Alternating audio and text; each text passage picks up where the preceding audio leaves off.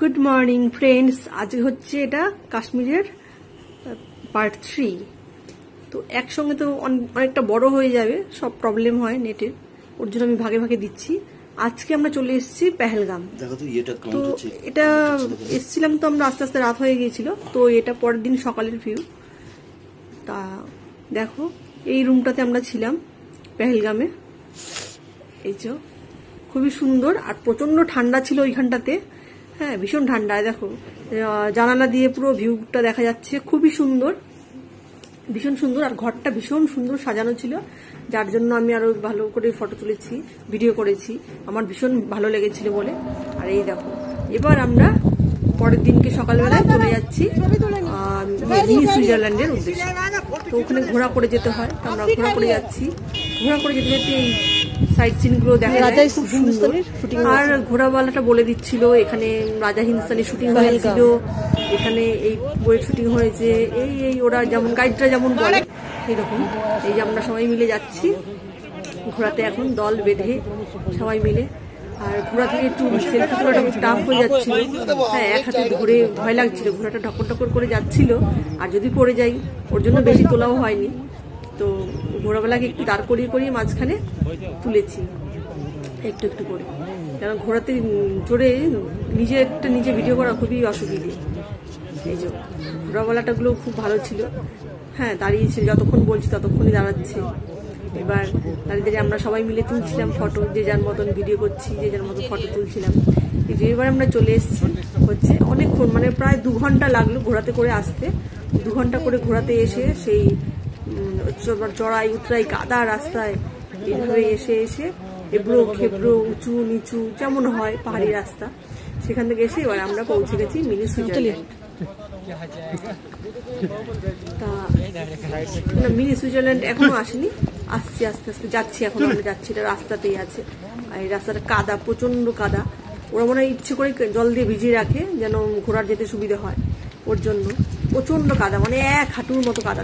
দেখো গাইস, অনেকে আবার জুতো ভাড়া নিয়ে হেঁটে হেঁটেও যাচ্ছে, কিন্তু খুবই মানে তারা তো বুঝতে পারে না প্রথমেই যে রাস্তাটা এত খারাপ। তারা গিয়ে মানে অসুবিধাতে পড়ে গেছে ওখানে গিয়ে, এত খারাপ রাস্তা। মানে ঘোড়াতে যেতেই 2 ঘন্টা লাগছে, তাহলে পায়ে হেঁটে কতক্ষণ লাগে? পায়ে হেঁটে তো আরো বেশি সময় লাগবে।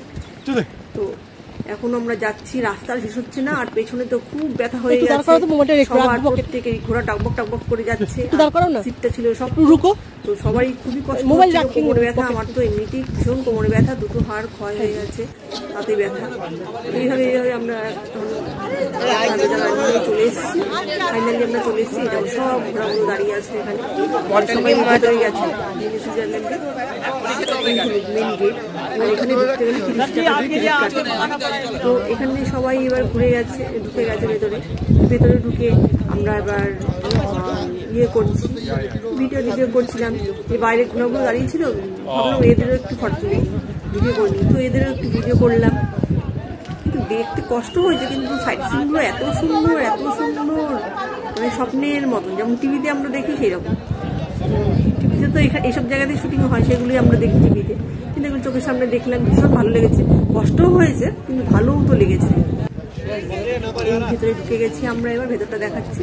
দেখো ভেতরে ছোট মানে একটা স্পট এটা, আর এখানে ছোটখাটো দোকান টোকান আছে কিছু, তারপরে কিছু লোকজন আছে সাজিয়ে গুছিয়ে ফটোগ্রাফাররা ঘুরে বেড়ায়, ওরা ফটো তুলে দিচ্ছে।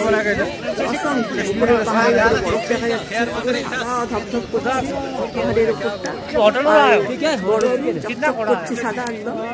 তারপরে আমরা যারা গেছিলাম অনেকে বসে গল্প করছে, দল বেঁধে ফটো তুলছে। এই যে আমরা মিলে এবার ওটাতে আমরা চড়বো, সেই জন্য আমরা গিয়েছিলাম ওখানটায় খোঁজ খবর নিতে। তো ওখানে গিয়ে দেখলাম 350 টাকা টিকিট, আর হচ্ছে 50 টাকা সেলফি স্টিকের জন্য। তো যথারীতি আমরা তো চড়বো। আমার একটু ভয় লাগছিল, প্রচন্ড ভয় লাগছিল আমার, কেন উঁচু থেকে ছেড়ে দেবে, ঠেলে দেবে, নিচে গিয়ে নামতে হবে, অনেকটা দূরে গিয়ে নিচে নামবে আস্তে আস্তে। আমার না উঁচু জায়গাটা ভীষণ ভয় করছিল, কিন্তু আমার চড়ার খুব ইচ্ছা। কত টাকা ইনকাম হচ্ছে? ভয়কে জয় করে আমি একদম চড়ে গেলাম, উঠে পড়েছি। তারপর তার আগে এবার লাইন ছিল, লাইন পরে অনেক, তো লাইনে দাঁড়িয়েছিলাম। লাইনে দাঁড়িয়ে টিকিট কাটা হলো, তারপরে আমার লাইন আসবে, তারপরে তো আমি যাবো। ততক্ষণে আমি চারদিকটা একটু ভিডিও করছি, ভালো করে ভিডিও করছি সব দিকটা। এই দেখো দেখো পাহাড়ের চূড়াটা কত সুন্দর লাগছে, পুরো সাদা, তার মধ্যে রোদ পড়েছিল, পুরো চকচক এইখানটাতে উঠে যাবো, দারুণ লাগছিল। এই যে এই গাছটার এখান দিয়ে সিঁড়ি করা রয়েছে, এইখান দিয়ে এই তারটা দিয়ে নামাবে, তারটা দিয়ে এবার আমি রেডি হয়ে গেছি। আমাকে ওরা হেলমেট পরিয়ে দিয়েছে, এবার বেল্ট পরিয়ে দিয়েছে, একটা হেলমেট পরিয়ে দিয়েছে। এবার আমি রেডি, এবার আমার লাইন এলেই আমি চলে যাব, ওপরটা ফাঁকা হলেই। তো এবার আমি বলছি যে আমি এখন যাব। তো আমার লাইন, আবার বুকের মধ্যে তো ভয়ে ধুপ ধুপ করছে, বাবা ছিটে পড়ে যাবে না তো, কোনোদিন তো ধরিনি, ভয় লাগছিল। তারপরে ওনাদের বললাম কিছু হবে না তো, ছিটে পড়ে যাবে না তো, কিছু হয়েছে কোনোদিন, এর আগে কোনো দুর্ঘটনা ঘটেছে? বলে হ্যাঁ দুর্ঘটনা ঘটেছে, একজন তো মারা গেছে, এরকম আমাকে ভয় দেখাচ্ছিল। হ্যাঁ আমি কি বলছেন, বলছে হ্যাঁ পড়ে গেছে, মারা গেছে, এরকম বলছে। কি বদমাইশ, আমাকে আরো ভয় পাইয়ে দিচ্ছে। তারপরে এবার আমি ভয়কে জয় করে, খুব ভয় করছিল, একটুখানি যেই গেলাম অমনি আমার ভীষণ আনন্দ হচ্ছে। ও কি আরাম, কি মজা, চারদিকটা কত ভালো লাগছে, আর ঘুরে ঘুরে যাচ্ছি বাদরের মতন, খুবই এনজয় করছি। কিন্তু পুরো ভিডিওটা আমি তুলতে পারছি না, সেলফি স্টিকটা আমাকে দিয়েছিল, কিন্তু আমি ঠিক মতো ধরতে পারছি না। হয় আমাকে দেখাতে গেলে চারদিকটা আসছে না, আবার আমার শুধু মুখটা আসছে, পুরো বডিটা আসছে না, পুরোটা আসছে না, মানে নিচ থেকে মানে দেখাতে পারছি না যে কেমন করে যাচ্ছি, এইরকম।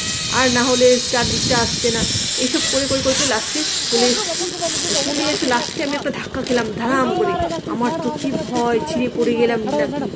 তারপরে বলছি না, এটাই ওখানে আসলে ওই লাস্টেরটা ওইরকমই হয়। তারপরে আমি এবার পা পাচ্ছি না, দাঁড়াবো কি করে, বলছি আমি তো দাঁড়াতে পারছি না। তারপরে ওরা তাদের মধ্যে ঝুলে গেল একজন, তারটা নিচু হলো, তারপরে আমি দাঁড়ালাম। তারপরে আমাকে সব ওগুলো জিনিসপত্র খুলে টুলে নিয়ে দিয়ে দিতে হলো।